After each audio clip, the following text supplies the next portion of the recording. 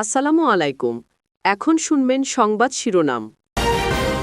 ভারতীয় সীমান্ত দিয়ে দেশে ঢুকছে জাল টাকা, চক্রের শিকড় বাকড় ছড়িয়েছে সরকারি অফিস পর্যন্ত। পুরনো নোটে ধোঁকা খাবে যে কেউ। যমুনার প্রতিবেদন দেখে জাল টাকার বিষয়ে খতিয়ে দেখছে আইন শৃঙ্খলা বাহিনী, জানালেন প্রধান উপদেষ্টার প্রেস সচিব। সীমান্ত এলাকায় বিশেষ অভিযান চালাবে বিজিবি।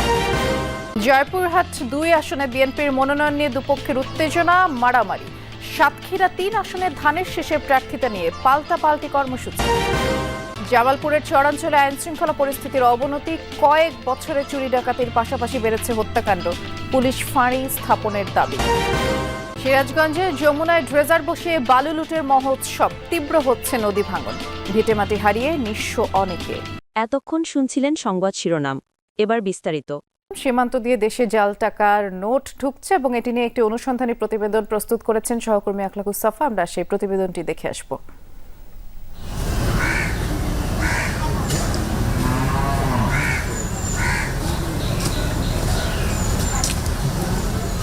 শেরপুর জেলার ঝিনাইগাতি ও নালিতাবাড়ি সীমান্ত দিয়ে ঢুকছে চোরাচালান, সঙ্গে বাংলাদেশি টাকার জাল নোট। হাতে আসা তথ্য উপাত্ত খতিয়ে দেখা দরকার সরেজমিন, কতটা সত্য আর কতটা বাহুল্য। রহস্য ভেদ করতে খুঁজে বের করতে হবে দুজনকে, একজন রাসেল, অন্যজন হাসান।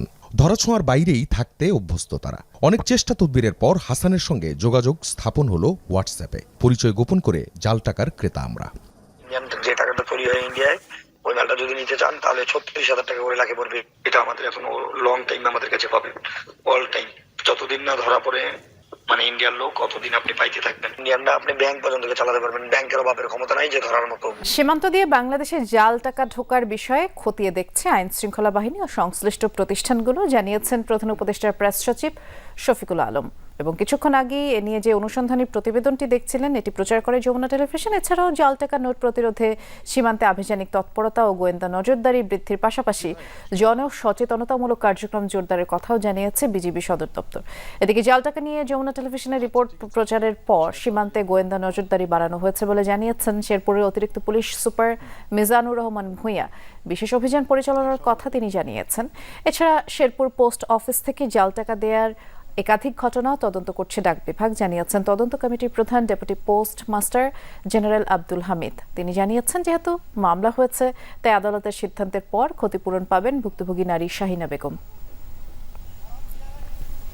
পুরো জিনিসটাই খতিয়ে দেখছে আইন শৃঙ্খলা প্রতিষ্ঠান, এগুলো বিষয়ের জন্য ডেডিকেটেড সংস্থা আছে, তারা এটা দেখছে। এটা অবশ্যই এটা তারা তাদের আর্জেন্টলি এগুলো দেখছেন, এই বিষয়গুলো সিরিয়াসলি দেখছেন। জয়পুরহাট ২ আসনে বিএনপির মনোনয়ন নিয়ে দুপক্ষের মধ্যে ধাওয়া পাল্টা ধাওয়া মারামারির ঘটনা ঘটেছে। সকালে আক্কেলপুর উপজেলা শহরে এই ঘটনা ঘটে। প্রত্যক্ষদর্শীরা জানায়, বিএনপির মনোনয়ন বঞ্চিত ইঞ্জিনিয়ার গোলাম মোস্তফার সমর্থকরা উপজেলা পরিষদ এলাকায় জড়ো হলে উত্তেজনা দেখা দেয়। এ সময় বিএনপি মনোনীত প্রার্থী আব্দুল বাড়ির সমর্থকদের সাথে তাদের ধাওয়া পাল্টা ধাওয়া হয় এবং মারপিটে ২ জন আহত হন। আক্কেলপুর থানার ভারপ্রাপ্ত কর্মকর্তা জানান, সংঘর্ষের খবর পেয়ে ঘটনাস্থলে পুলিশ পাঠানো হয়েছে। বর্তমানে পরিস্থিতি স্বাভাবিক রয়েছে। এসব অতিথি পাখিকে বিতাড়িত করে আমাদের রাজপথের নেতাদের দেওয়া হোক, যারা বিগত সময় ত্যাগ তিতিক্ষার মাধ্যমে এই রাজপথকে টিকে রেখেছিল। বলতে চাই, বাড়ি সারের বিরুদ্ধে কোনো রকম ষড়যন্ত্র বা অপপ্রচার চালানো দিব না। ধানের শীষের বিরুদ্ধে যারা অপপ্রচার চালাচ্ছে তাদেরকে আমরা এখান থেকে হটিয়ে দিয়েছি। এখন পর্যন্ত আমি যতটুকু জানতে পেরেছি, ধাওয়া পাল্টার ধাওয়ার ঘটনায় 2 জন সামান্য আহত হয়েছে। এলাকায় পুলিশ মোতায়েন আছে, পুলিশের নজরদারি অব্যাহত আছে। কুমিল্লা ২ আসনে বিএনপির মনোনয়ন প্রত্যাশীর বাড়ির একটি পরিত্যক্ত ঘরে অগ্নিকাণ্ডের ঘটনা ঘটেছে। বুধবার রাতে তিতাস উপজেলার বড় মাসুমপুর গ্রামে এই ঘটনা। বিএনপির মনোনয়ন প্রত্যাশী ও যুক্তরাজ্য জিয়া পরিষদের ভাইস চেয়ারম্যান মনোয়ার সরকার জানিয়েছেন, নিজ নির্বাচনী এলাকায় ৩১ দফার একাধিক অনুষ্ঠানে ব্যস্ত ছিলেন তিনি। এরপরে ঢাকায় ফেরার পথে তার বাড়িতে আগুনের খবর পান। এ সময় প্রতিবেশীরা নিজেরাই সেই আগুন নিভিয়ে ফেলেন। পুলিশকে বিষয়টি মৌখিকভাবে অবহিত করেছেন মনোয়ার সরকার।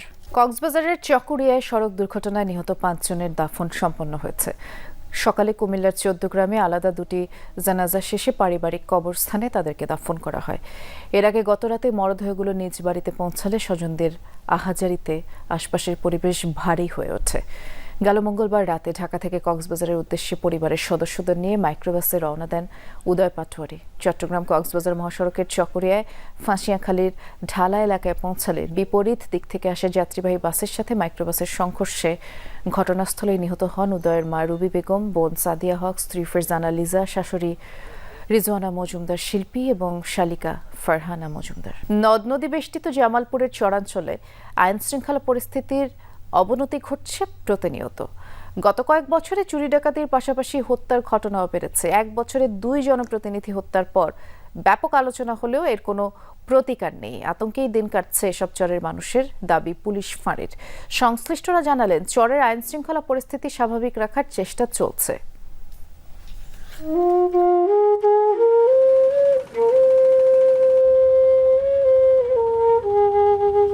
মূল ভূখণ্ড থেকে নৌকায় ঘণ্টাখানেকের যাত্রা, অবশেষে তরে গিয়ে ভিড়ে বিচ্ছিন্ন এক চরে।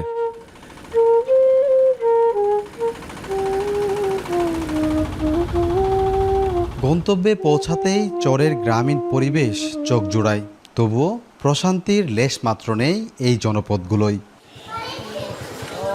বিদ্যুতের সংযোগ গেছে অনেক দিন আগেই, তাই সূর্যাস্তের পর চরগুলোই হয়তোবা অন্ধকার নেমে আসে না, কিন্তু আতঙ্ক পিছু ছাড়ে না। গরু বাছুর পাইলা খাওয়া আমাদের খুব কষ্ট হয়। চোর ডাকাতের ভয়ে আমরা এখানে কারো কাছে কোনো কিছু বলতে পারি না। 5-7 বছরের ভিতরে অনেকই ঘটে গেছে, খুন খারাপি, জমি জমা নিয়ে হামলা। জামালপুরের চরাঞ্চলগুলোতে এমন অনিশ্চয়তা নিয়েই বসবাস স্থানীয়দের।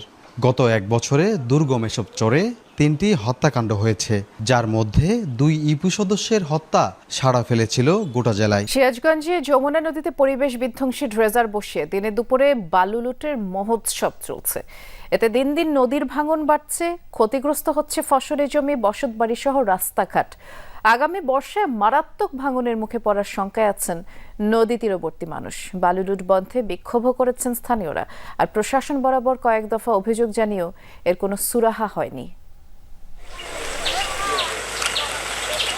সিরাজগঞ্জ, কাজীপুর ও সদর উপজেলার সীমান্তবর্তী শুভগাছা ইউনিয়ন। অবৈধ ড্রেজার বসিয়ে তাণ্ডব চলছে যমুনার বুকে।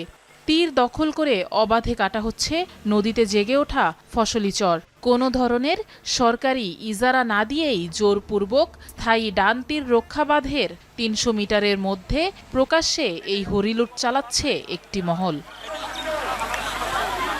তীব্র হচ্ছে নদী ভাঙন, বিলীন হচ্ছে আবাদি জমি ও বসতভিটা।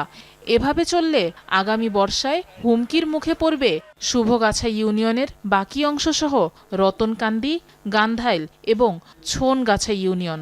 শঙ্কা স্থানীয়দের। বারবার